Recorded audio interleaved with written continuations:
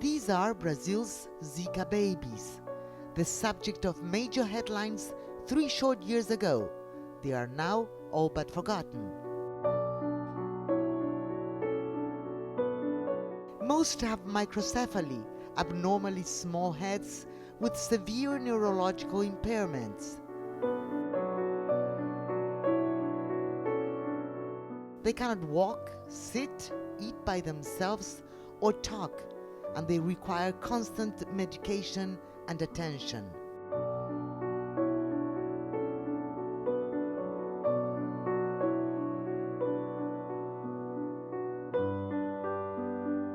Nobody knows how long they will survive.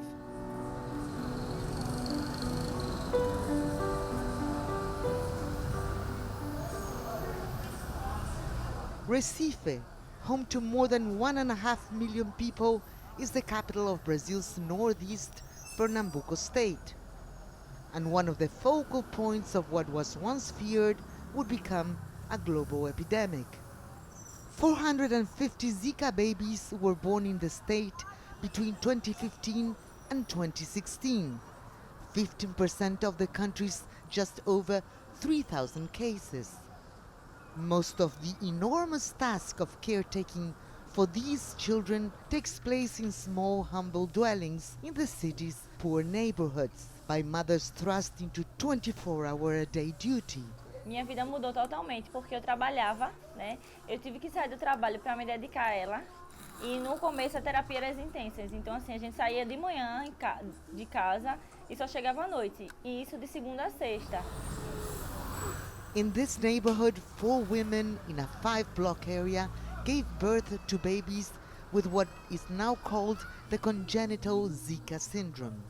Gleice Kelly is one of those women. Like most of the mothers, she was surprised to learn there was a problem with her baby. Eu não tenho noção de quando eu fui picada. Só vim me tocar, né, que tinha sido picada pelo mosquito depois que ela nasceu, que a gente fez os exames que foram confirmados que foi o Zika. Doctor appointments and therapy, including long hours on buses to and from home, take up a good part of the week. Susana Lima is among the lucky ones. Her baby William is receiving therapy in the Altino Ventura Foundation, a non-governmental, charity-run rehabilitation center. William is 2.5 years old, and although he doesn't have visible signs of microcephaly, he requires intense therapy. He is able to grasp and manipulate objects and has a greater range of motion than other children with the syndrome. But so far, not much else. Parece que ele não tem, mas tem, né? Porque ele tem todas as dificuldades de uma criança com a síndrome do Zika vírus, né? Ele não fala, ele não anda, ele não entende o que a gente fala com ele. Ele tem autismo também. The Altino Ventura Foundation was already providing high-quality therapy services to Recife's low-income residents before the Zika crisis hit. But now its corridors and waiting rooms are packed with children with the syndrome. 170 are receiving treatment here. Another 100 are on the waiting list. LIANA Ventura, a pediatric ophthalmologist, is the head of the foundation. She was one of the first to notice that something was very wrong when she suddenly began receiving a flood of infant referrals. The babies, they were newborns, 14 days, 18 days, 20 days, and they could barely see high contrast, or maybe some case couldn't see any even high contrast. They could see only light. In other cases, they were not interested for anything. They were not looking and no visual response. The clinic was quickly overrun. Teams of specialists were thrust into crisis mode, developing a multidisciplinary approach that has been refined over time. Children born with the congenital Zika syndrome are almost 3 years old now, and they're struggling with severe physical and mental challenges. Doctors say that starting therapy early is critical. While doctors cannot repair damaged areas of the brain, with stimulation and repetition, they can help improve neurological responses. Light, color, texture. The therapy is expensive, time-consuming, labor-intensive, and incremental. But it is music that brings out the most in these children. A synergy between the visual, pitch and tone, and vibration. There is individual attention, but also the important experience of a group. The program results are significant. Since the beginning, every 3 months we do reassessment. It's amazing. Like, for example, they have 200% higher development in outcome, visual and global, compared to the babies that didn't have access to early intervention since the beginning. Support for the children has also come from several international agencies. UNICEF provided multiple stimulation kits that parents can use in their homes. Giovanna shows some response to these toys. She can identify where sound is, and her eyes are learning to follow movement, but she suffers from epilepsy and depends on drugs to reduce and control seizures. Glace is skeptical about the link between Giovanna's condition and the Zika virus.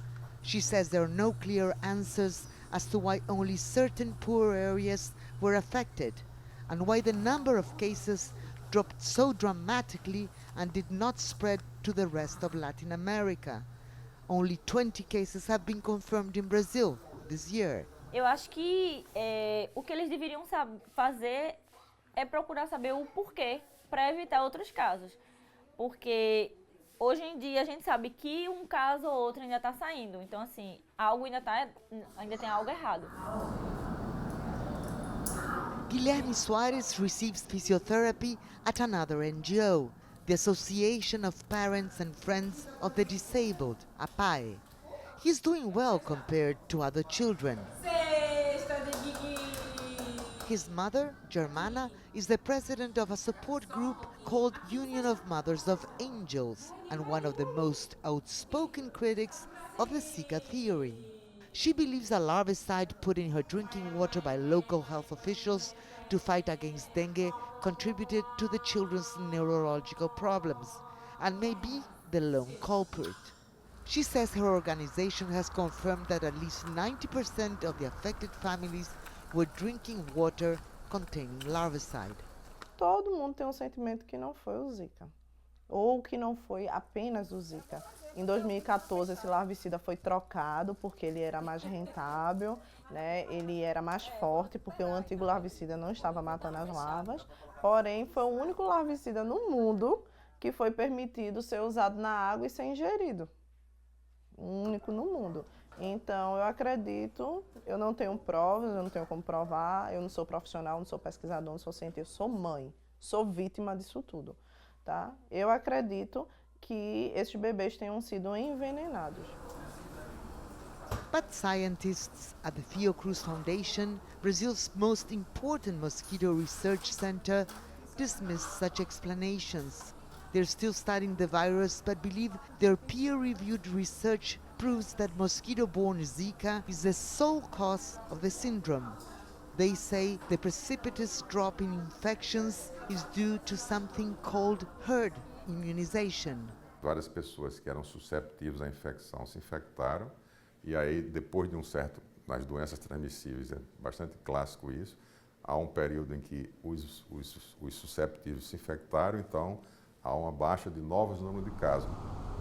The consensus among experts is that controlling the vector, in this case the Aedes aegypti mosquito, is the best option. And while genetic alterations and sterilization experiments with mosquitoes are being researched in the laboratory, sanitation remains the most effective strategy. Most of Brazil's more than 3,000 Zika babies were born in the poor northeast region of the country. often in neighborhoods like this one, where living conditions are precarious. In Recife, scenes such as this are common. Open sewers, standing water. It is the perfect breeding ground for the world's most deadly mosquito, which spreads not only Zika, but also dengue, yellow fever, and chikungunya. As in many other favelas, people here do not have running water and are forced to carry it to their homes. It is in improperly sealed containers such as these, close to its human blood source, that the mosquito prefers to lay its eggs. George Dimesh, director of Pernambuco's Health Secretariat, says he can only recommend prevention because nobody knows if or when there will be a new outbreak. Deve se manter alerta, tanto o indivíduo, o cidadão, quanto os gestores públicos, em âmbito coletivo, fazendo todos os procedimentos, é o único tiro que a gente tem, para evitar condições favoráveis ao Aedes. Controlando o Aedes, a gente diminui o Zika. And the Brazilian Ministry of Health has not retracted any of its recommendations. Medical professionals at the Altino Ventura Foundation are continually reminding parents of the ongoing risks. A gente recomenda quem teve o Zika não engravidar no período de 6 meses. E também vale para o pai, né?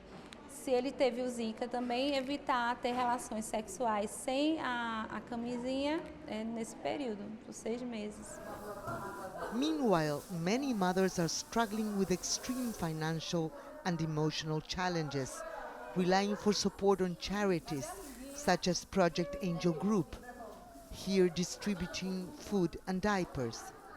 Inabela Tavares is the group's coordinator. She also lobbied so that mothers receive a monthly government subsidy of about $250 to help offset the high costs of raising their children.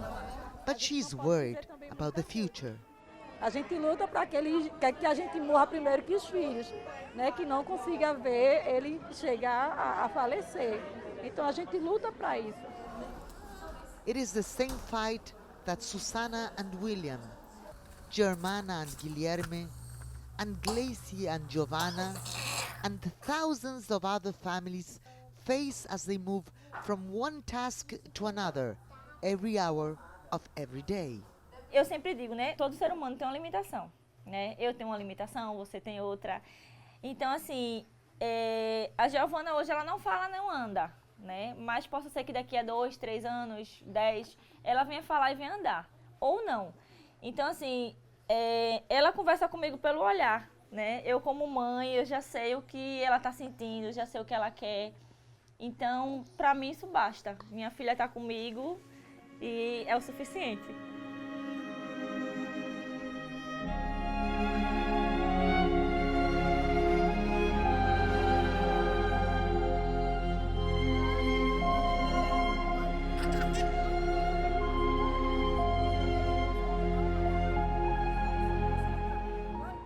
It is the effort in the short term to find the best quality of life, making the most out of adversity that seems to characterize both mother and child. Time passes, bonds form. If there is fear and uncertainty, there is also a form of acceptance and love.